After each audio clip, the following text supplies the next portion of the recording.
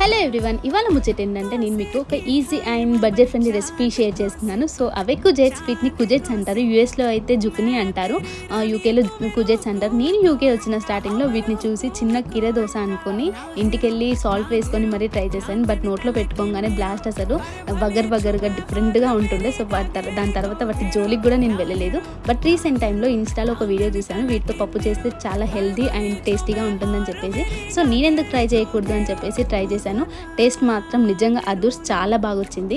రెగ్యులర్గా మనం పప్పు చేసే ప్రాసెస్లోనే చేసుకోవచ్చు, బట్ నాకెందుకో కొంచెం ఆ పచ్చి వాసన ఉంటుందేమో అని చెప్పేసి నేను కొంచెం ఫ్రై చేసి పప్పు చేసుకున్నాను. చాలా చాలా బాగుంది. అవును, మీలో ఎంతమంది పప్పులో అల్లం వెల్లుల్లి పేస్ట్ వేస్తారు?